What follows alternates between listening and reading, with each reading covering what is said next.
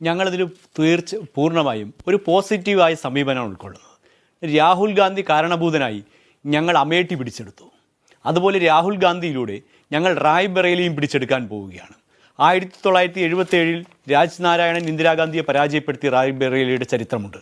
96-ലും 98-ലും BJP സ്ഥാനാർത്ഥികൾ കോൺഗ്രസ് സ്ഥാനാർത്ഥിയെ റായ്ബറേലിയിൽ പരാജയപ്പെടുത്തിയിട്ടുണ്ട്. 26 വർഷങ്ങൾക്ക് ശേഷം വീണ്ടും BJP റായ്ബറേലി പിടിച്ചെടുക്കാൻ പോവുകയാണ്.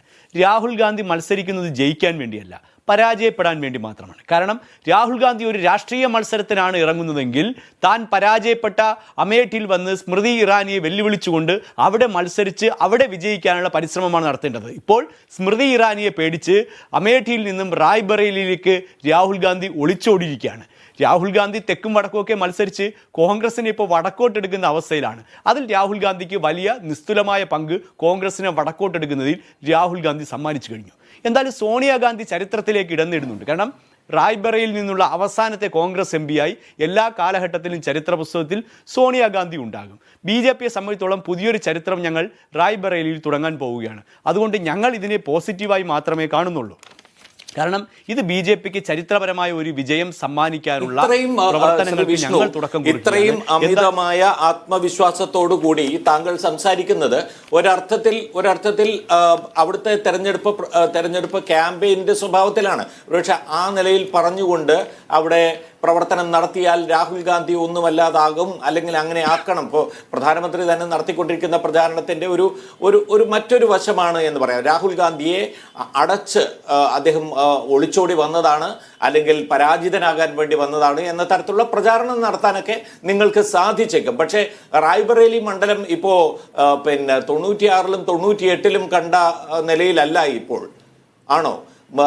സോണിയാഗാന്ധി 2014 3 ലക്ഷത്തിൽ പരം വോട്ടിനും 2019 1,67,000 പരം വോട്ടിനും ജയിച്ച മണ്ഡലമാണ്. 20 വർഷമായി സോണിയാഗാന്ധി നിലനിർത്തുന്ന മണ്ഡലമാണ്. ഗാന്ധി കുടുംബവുമായി നേരത്തെ തന്നെ ഇന്ദിരാഗാന്ധി ഉൾപ്പെടെയുള്ള നേതാക്കൾ മത്സരിച്ച മണ്ഡലമാണ്. അത് ഇപ്പോൾ നമുക്കറിയാം. 96-98 കാലയളവിൽ ഉണ്ടായിരുന്ന രാഷ്ട്രീയമായി ഉണ്ടായിരുന്ന ഒരു സാഹചര്യം അതല്ല ഇന്നിപ്പോൾ റായ്ബറേലിയിൽ ഉള്ളത്. അതുകൊണ്ട് കോൺഗ്രസിന്, അല്ലെങ്കിൽ ഗാന്ധി കുടുംബത്തിൽ നിന്നുള്ള ഒരു കോൺഗ്രസ് നേതാവിനെ തിരസ്കരിക്കാവുന്ന രീതിയിൽ അവിടെ എന്ത് രാഷ്ട്രീയം നിലനിൽക്കുന്നു എന്നാണ് നിങ്ങൾ പറയുന്നത്? ശ്രീ പ്രമോദ് രാമൻ തന്നെ അതിൻ്റെ ഉത്തരം പറഞ്ഞു.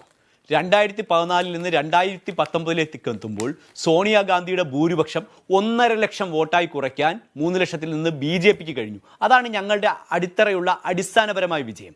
അവിടെ നിന്ന് സോണിയാഗാന്ധി മാറി അമേഠിയിൽ പരാജയപ്പെട്ട രാഹുൽ ഗാന്ധി. എന്തുകൊണ്ട് അമേഠിയിൽ രാഹുൽ ഗാന്ധി പരാജയപ്പെട്ടു? തൊട്ട് മുൻപത്തെ തെരഞ്ഞെടുപ്പിലൊക്കെ രാഹുൽ ഗാന്ധിയാണല്ലോ അവിടെ വിജയിച്ചത്. എന്തേ രാഹുൽ ഗാന്ധിയെ ജനം പരാജയപ്പെടുത്തിയത്? വിജയിച്ചു കഴിഞ്ഞാൽ ഒരു ഉല്ലാസയാത്ര പോകുന്ന അത്രയും നാളുകൾ പോലും തന്നെ വിജയിപ്പിച്ച മണ്ഡലത്തിലെത്താൻ രാഹുൽ ഗാന്ധി കഴിഞ്ഞില്ല.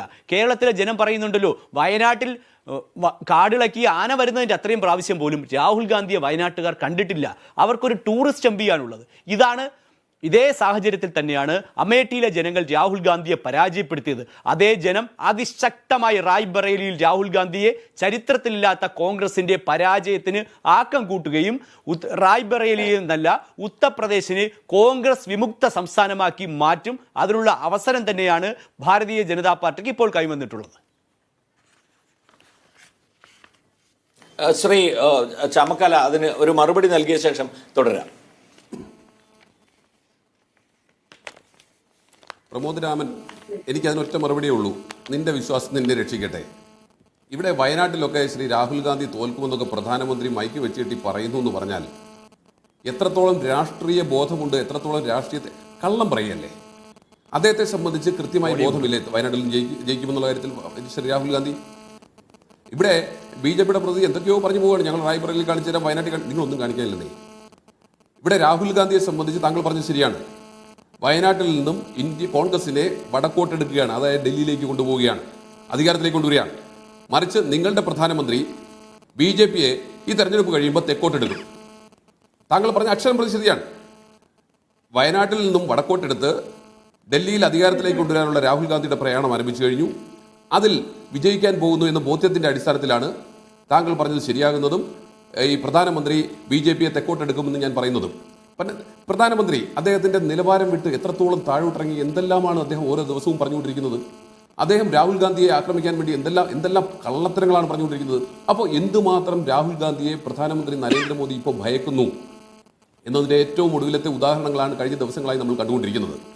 ഒരു സംശയവും വേണ്ട പ്രമോദ് രാമൻ, ഈ തെരഞ്ഞെടുപ്പ് കഴിയുമ്പോൾ ദേശീയ തലത്തിൽ ഇന്ത്യ മുന്നണി അധികാരത്തിൽ വരാൻ പോകുന്നു. അതിൻ്റെ സൂചന കണ്ടു തുടങ്ങിയിരിക്കുന്നു. തുടക്കത്തിൽ ഈ തെരഞ്ഞെടുപ്പ് പ്രഖ്യാപിക്കുന്നതിന് 3 മാസം മുമ്പോ 4 മാസം മുമ്പോ ഒക്കെ ദേശീയ മാധ്യമങ്ങൾ ഉൾപ്പെടെ എങ്ങനെയാണോ കോൺഗ്രസിനെയും ഇന്ത്യ മുന്നണിയെയും എഴുതി തള്ളിയിരുന്നത്, അവർ തന്നെ തിരിച്ചു പറഞ്ഞു തുടങ്ങിയിരിക്കുന്നു. ഒരു തിരിച്ചുവരവിൻ്റെ പാത മുന്നിലെത്തിയിരിക്കുന്നു. ആദ്യത്തെ 2 ഘട്ടം കഴിഞ്ഞപ്പോൾ തന്നെ ഇന്ത്യ മുന്നണിയുടെ മുന്നേറ്റം പ്രധാനമന്ത്രിക്ക് ബോധ്യപ്പെട്ടിരിക്കുന്നു. അദ്ദേഹം സമനില തെറ്റിയ ഒരു നേതാവിനെ പോലെ എന്തൊക്കെയോ പറഞ്ഞുകൊണ്ടിരിക്കുകയാണ്. ഇപ്പോൾ എന്തൊക്കെയോ പറയുകയാണ്. അടിസ്ഥാനപരമായി ഒരു വസ്തുതയും ഇല്ലാത്ത കാര്യങ്ങളെ സംബന്ധിച്ച് ഞാൻ അതിൻ്റെ വിശദാംശങ്ങളിലേക്ക് പോകുന്നില്ല, നമ്മുടെ വിഷയം അതല്ലാത്തതുകൊണ്ട്.